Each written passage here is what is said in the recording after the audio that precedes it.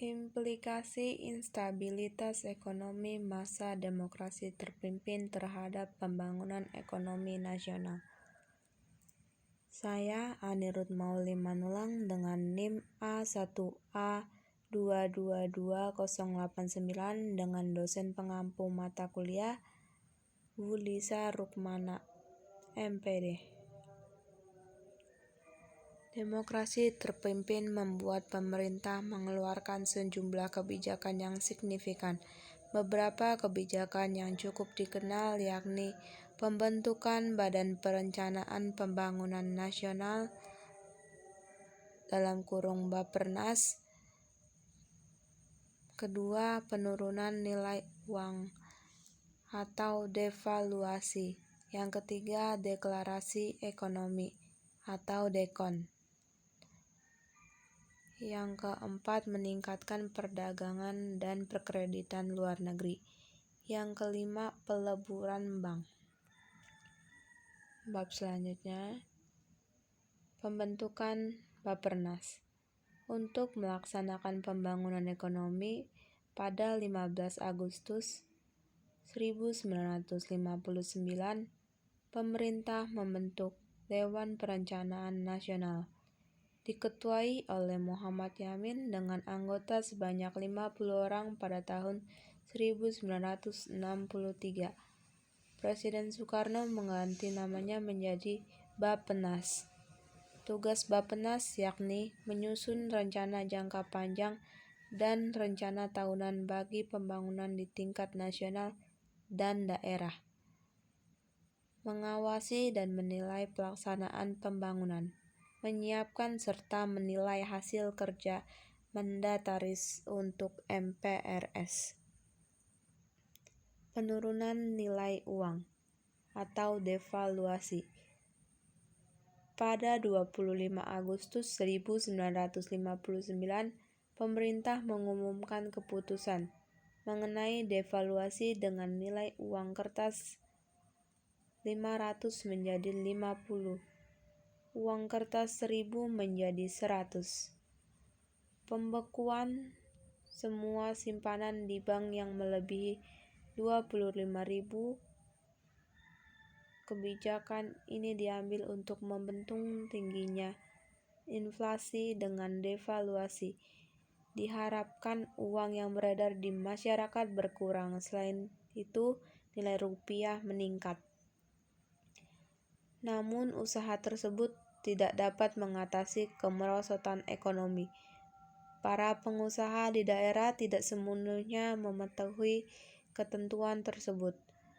Pemotongan nilai uang memang berdampak harga barang menjadi murah. Namun tetap saja rakyat kesusahan karena tidak memiliki uang. Kas negara sendiri defisit akibat proyek politik yang menghabiskan anggaran. Ini ialah dokumentasi Soekarno. Deklarasi Ekonomi atau DEKON. Untuk memperbaiki ekonomi secara menyeluruh, pada 29 Maret 1963, pemerintah mengeluarkan Deklarasi Ekonomi yang berisi 14 peraturan pokok.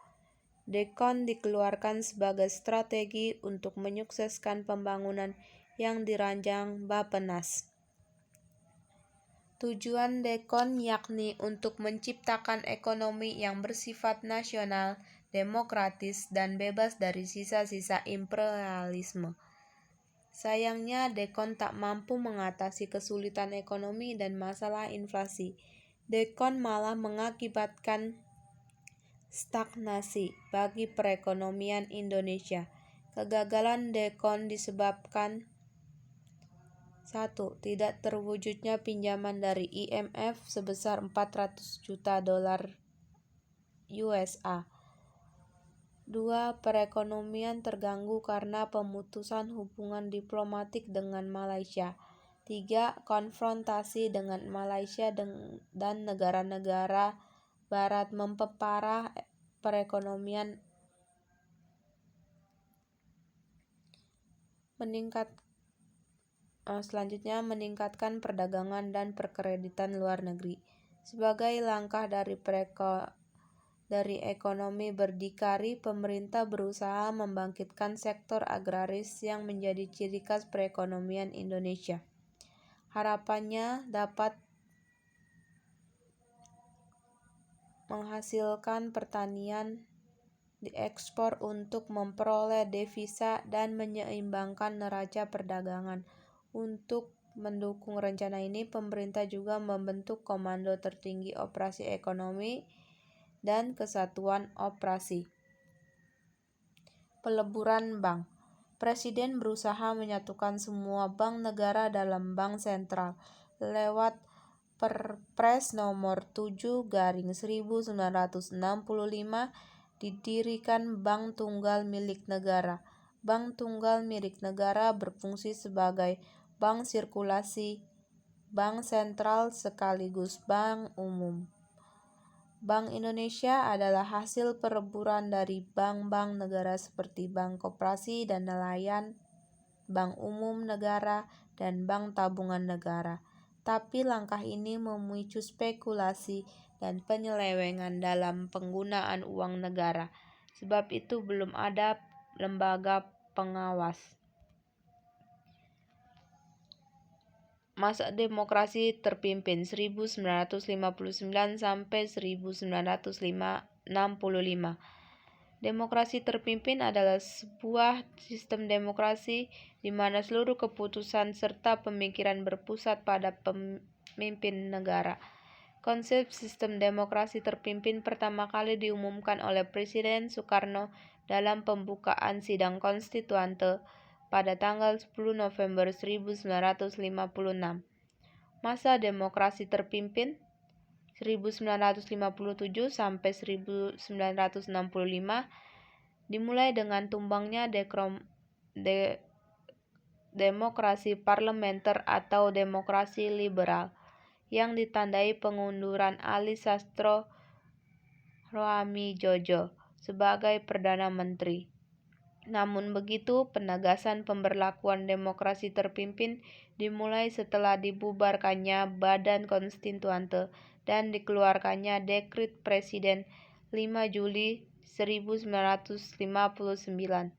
Pengertian demokrasi terpimpin menurut TAP MPRS nomor 7/MPRS 1965 adalah kerakyatan yang dipimpin oleh hikmat kebijaksanaan dalam permusyawaratan perwakilan yang berintikan musyawarah untuk mufakat secara gotong royong di antara semua kekuatan nasional yang progresif revolusioner dengan memporoskan nasakom dengan ciri dominan presiden terbatas peran partai politik dan berkembangnya pengaruh PKI.